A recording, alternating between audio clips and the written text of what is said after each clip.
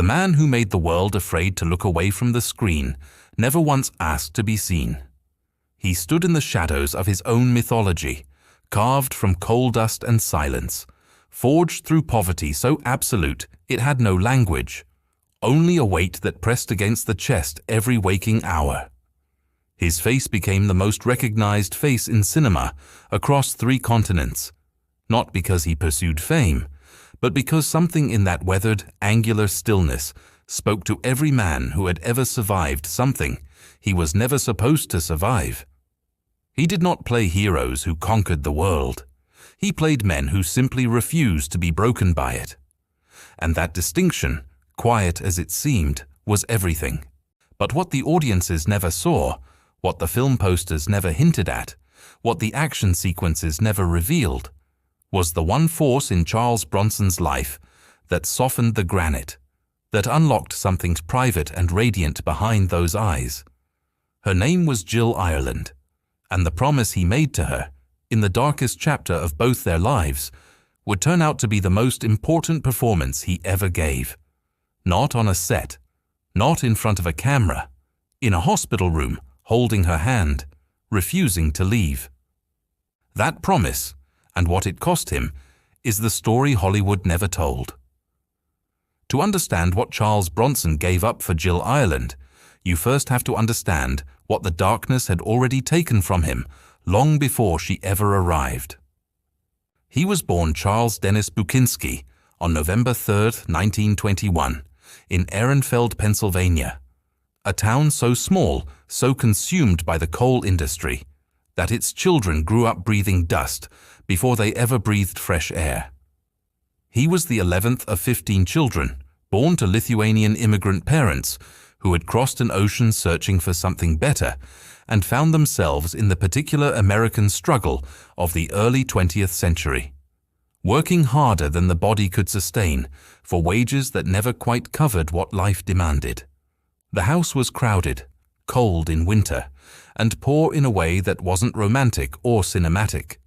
It was simply grinding and relentless, the kind of poverty that doesn't announce itself with drama, but wears people down, year after year, until the shine goes out of their eyes.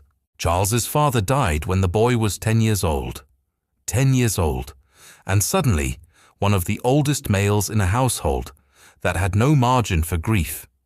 There was no space for mourning in that world. There was only the question of what came next, of who would work, of how the family would eat through another Pennsylvania winter. Charles absorbed that reality with the same stoic endurance he would carry for the rest of his life, a silence that wasn't emptiness, but a container for everything he could not afford to say out loud. But that unbreakable exterior had been forged in a much darker place than anyone watching the films would ever guess. The coal mine came for him not long after, an inevitability in Ehrenfeld, where the mine was not just the local employer, but the organizing principle of existence. He descended into the earth as a teenager, working as a car loader in tunnels, where the ceiling pressed low, and the darkness was total, and the coal dust hung in the air like something alive. The claustrophobia of it, the absence of light, the way the vibration of the earth itself became something familiar. These were not the materials of adventure. They were the materials of survival. And Charles Bukinski survived them without complaint, because complaint was a luxury that Ehrenfeld had never offered him. He worked the mines in the same shirt his brother had worn before him, in the only pair of boots the family owned in his size. On some days, that was the whole story. What burned quietly inside him during those years underground was a ferocious, unspoken refusal. Not rage, not bitterness, simply a refusal to accept that this was the only possible life. He did not know yet what else existed. He only knew that something else had to. And then the war came, and with it, a way out. He enlisted and served as a tail gunner on a B-29 Superfortress in the Pacific Theater during the World War II, a position that required a particular combination of nerve and coldness, sitting alone in a glass bubble at the rear of a bomber, watching the sky for enemy fighters, entirely exposed. He flew multiple combat missions and was awarded the Air Medal. He had, by the time the war ended, already understood something about mortality that most men his age were still intellectually learning, that life could end in an instant, that the body was fragile, and that survival was not a guarantee, but the result of choices made under extreme pressure. He came back from the Pacific changed in the way all survivors are changed, carrying things that had no name, that could not be filed or processed or left behind on foreign soil. He used the GI Bill to study art. That detail, small, unremarked in most accounts of his life, reveals something about his interior world that his exterior never gave away.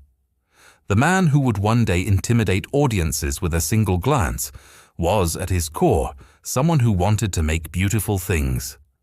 He gravitated toward painting with the same quiet intensity he brought to everything, not casually, not recreationally, but with a commitment that suggested the act of putting paint on canvas was, for him, a form of necessary speech. He drifted toward acting not as a dream, but as a practical opportunity, a way to stay connected to something creative, while the world decided what it wanted to do with a young man from Pennsylvania who had survived the mines and the war and was not especially interested in returning to either. He took classes. He worked in summer stock. He was not immediately remarkable in the conventional sense. He was quieter than most actors, less willing to perform in the theatrical way that training often encouraged, less interested in the acrobatics of charisma that drama coaches treated as the whole of the craft. But something happened when the cameras found him, something that no amount of training could manufacture. The stillness that made him awkward in social situations became magnetic on screen. Directors noticed it before audiences did, the way Bronson could stand completely still in a frame and pull all the energy of the scene toward himself without dominating the action, but simply being the still point around which everything else moved. He changed his name from Bukinski to Bronson in 1954, shedding one identity and constructing another. The boy from Ehrenfeld did not disappear. He simply became the foundation upon which the man on the screen was built. The roles came slowly, supporting parts, ensemble work, the kind of acting that requires discipline more than inspiration. He appeared in The Magnificent Seven in 1960, sharing the screen with a constellation of talent, and held his own the way a mountain holds its own against wind, not by competing, but by simply being there, unmovable. He worked in television, in westerns, in crime films, consistent and quiet, and without the fanfare the industry typically extended to rising stars, because Bronson was not a man who generated fanfare. He generated something quieter and harder to define, a gravitational pull, a quality that critics struggled to put words to, and audiences felt in their chests before they could explain why. And the real story was never the roles he played. It was the life accumulating behind them. Then the world that didn't know him yet, specifically Europe, and then Japan, and then the vast international market that Hollywood was only beginning to understand, discovered him, and everything shifted.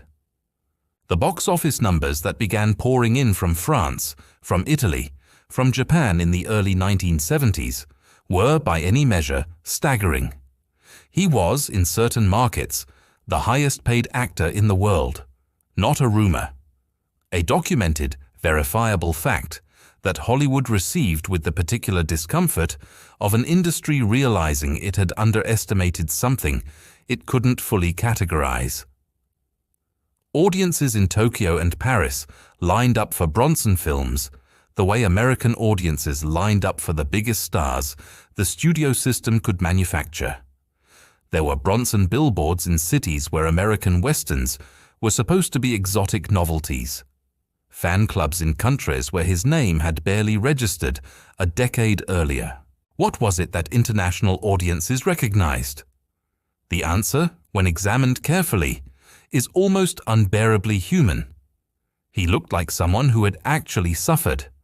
not performed suffering through the technical vocabulary of dramatic training, but carried the actual residue of a life that had demanded everything.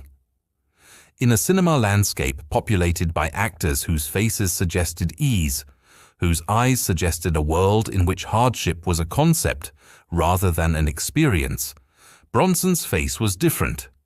It was a topographic map of endurance.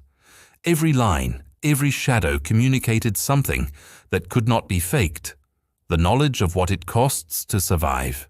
And audiences who had survived things themselves, working-class audiences, immigrant audiences, people who had watched their parents grind through difficult decades, felt, watching Bronson, that someone on that enormous screen finally understood their experience of the world. He was not playing a fantasy. He was playing a man. But the man behind the screen was carrying something that none of those international billboards could contain. By the time Death Wish transformed him into a domestic American phenomenon in 1974, Bronson had been married to Jill Ireland for 6 years. She was British, luminous, a woman of genuine intelligence and warmth who had built her own career in film and television. They had met years earlier when she was still married to another actor. The story of their first encounter had taken on a kind of mythological quality in Hollywood circles. Bronson had reportedly told her husband, upon their introduction, that he intended to marry his wife someday. It was the kind of line that sounded like dialogue. It was not. Bronson was not a man who said things he didn't mean, and he rarely said things at all. What he said, he meant completely. And in this case, as in most things he committed to, he was right. By the mid-1970s, they were the kind of couple that generates its own atmosphere. They made 11 films together over the course of their marriage, a collaboration that spoke not of professional strategy, but of something simpler and more fundamental. They did not want to be apart. Crew members who worked with them during this period would later describe something difficult to articulate in the hard language of film production. A tenderness between them that existed outside of time. A private warmth that persisted through the noise and chaos of busy sets, in moments between takes, in the quiet of trailers, when the machinery of filmmaking offered them a few minutes to simply exist together. At the Vermont property where they made their home, away from the industry's noise and the press's appetite, Bronson painted, not as a hobby, not as a therapeutic distraction, as a genuine pursuit, oils on canvas, landscapes and portraits, and abstractions that revealed a visual sensitivity his films never had occasion to express. The man whose hands on screen, wrapped around threats and conflicts, and the metallic weight of movie props, were the same hands that held a thin paintbrush with careful precision in a studio that smelled of turpentine and linseed oil. Very few journalists ever saw that room. Bronson was not interested in showing it to them. The paintings were not for publicity. They were for himself and for Jill, who understood, without being told, as she understood most things about him, that the brush and the canvas were the parts of him the camera could never access. The box office numbers were extraordinary. The legend was growing. And then everything that mattered changed direction. In 1984, Jill Ireland was diagnosed with breast cancer.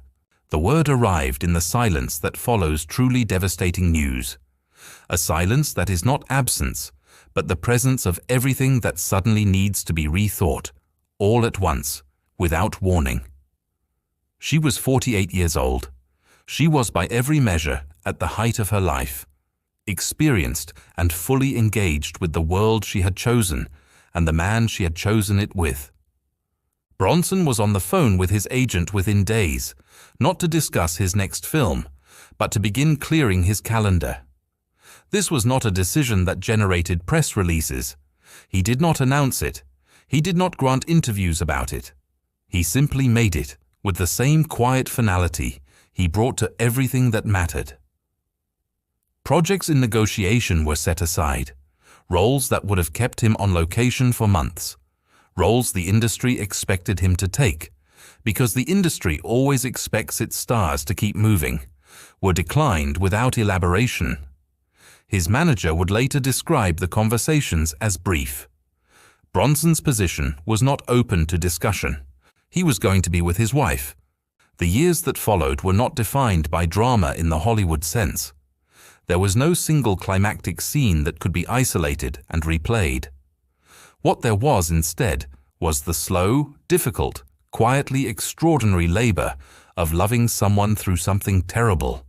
Hospital appointments and treatment schedules, and the specific exhaustion that descends over a household navigating serious illness. The kind of exhaustion that requires nothing from anyone except the willingness to show up, day after day, without applause or recognition, or any audience at all. He showed up. Jill fought with a courage that those who witnessed it found nearly impossible to describe, with language that felt proportionate.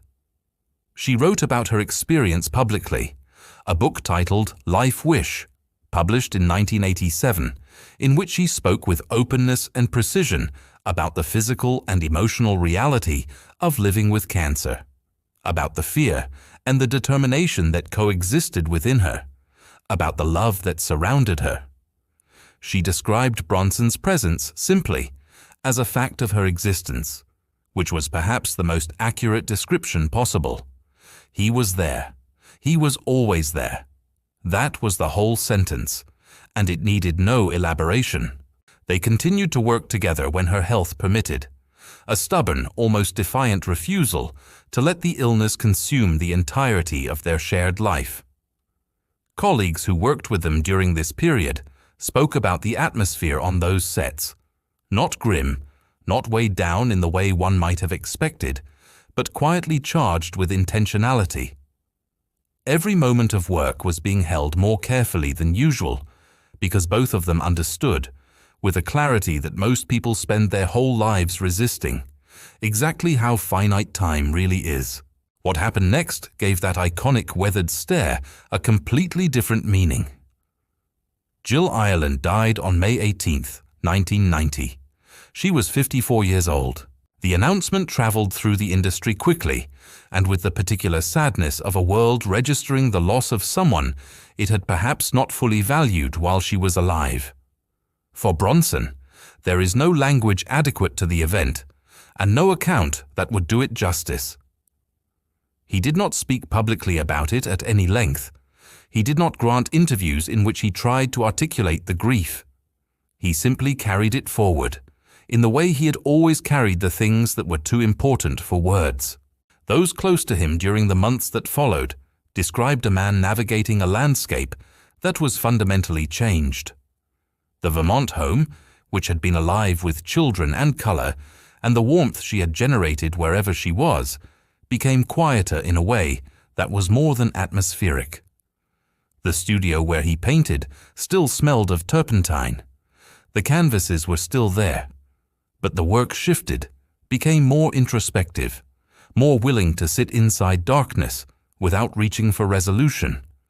He was working through something that resisted being worked through, and the paintings were the only place he was willing to show it.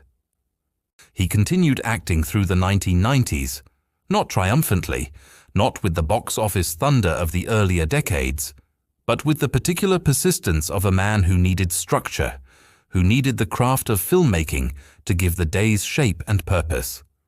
He was not the international phenomenon of 20 years earlier, but he was still present, still working, still carrying forward the identity built from coal dust and war and the quiet refusal to be reduced.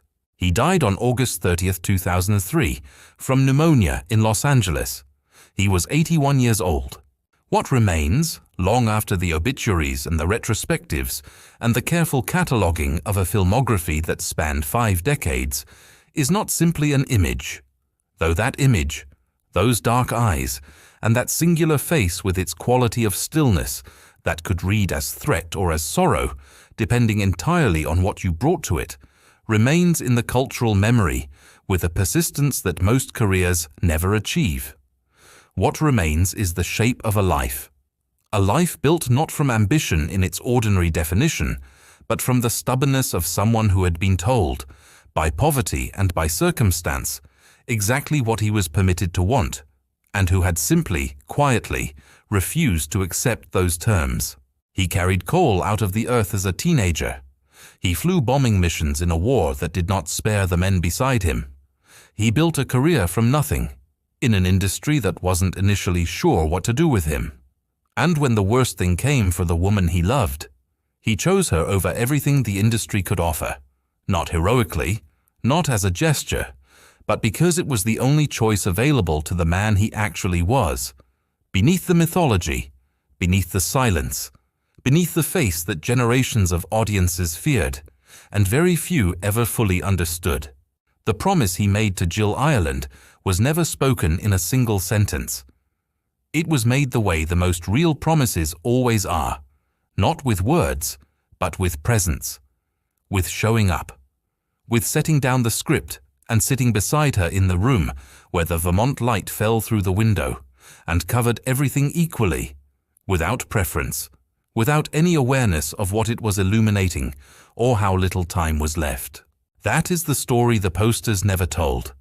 That is the man the camera could never quite reach, no matter how long it lingered on that extraordinary face. Not a vigilante, not a myth, not the dangerous persona that cinema constructed and audiences consumed and critics catalogued in the language of genre and spectacle. Just a man who had survived the dark, who had found something luminous inside it, and who spent the second half of his life making sure that light was never, for even a single moment, left alone. The weathered face is still there, in every frame of film he ever made. But now, if you look carefully, past the silence, past the stillness, past the theatrical weight of all that earned menace, you can see something else in those eyes, something that was always there, waiting to be understood.